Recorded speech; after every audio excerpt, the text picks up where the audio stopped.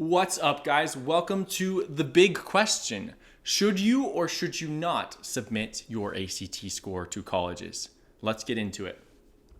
So, a lot of students and parents have been messaging me recently and been asking the question, should I send my ACT score? This year, new things have happened. It's different than it ever has been before. In 2022, over 900 colleges went what's called test optional, meaning you may or you may not submit your score. This is different than what has happened in the past years. In the monumental year of 2020, some colleges decided to go test optional, test blind, or test required. And with these three options, what that means is test required, you have to submit your ACT score. Test optional, it is your decision. And test blind, you cannot submit your ACT score. This was done mostly to accommodate those during the pandemic that were at a disadvantaged status due to a lack of resources or a lack of access to materials that would help them score well on the test. This, during the year of 2021, played out very well for these students as they were to gain admission to these certain few select universities that at the time went test optional, and was in reality created for that purpose. However, during 2022, everything changed. And now, over 900 of these colleges are doing that. So should you or should you not submit?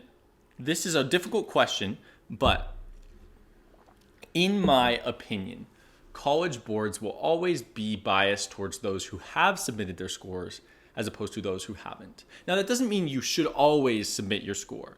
For example, some of the general consensus out there for this year of 2022 on this new ground has been if you are at or above the 50th percentile mark of the college that you're applying to, then you should always submit. And I agree with this. If you're above the 50% mark, you should always submit. For example, if your college has an average matriculated student with a 29 ACT and you have a 29 or higher, of course you should submit. This will definitely benefit your application.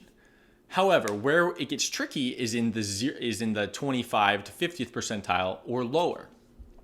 So what do you do if you haven't submitted? Most other people would advise you that if you're below this 50th percentile mark, you should not submit because it will put you in the lower categories.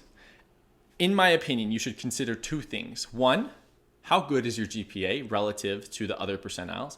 And two, how much lower is your score than this median mark?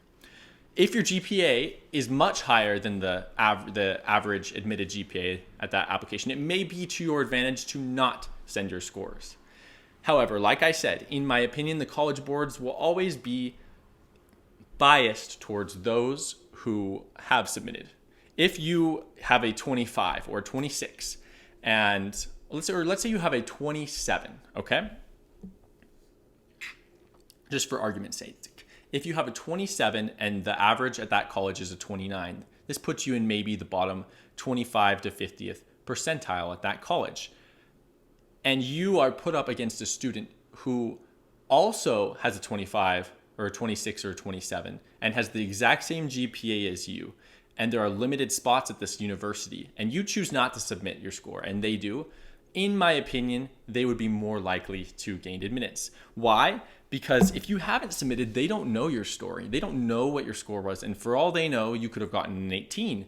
You could have gotten a 17, and they may claim that they're not going to judge based on that. But every person is biased and every person reading applications is biased. So really take into consideration how good is your GPA. As a secondary factor that is also important, but not as important as your GPA, is how good are you at writing essays. If you feel like you're a fantastic essay writer, these could make a difference.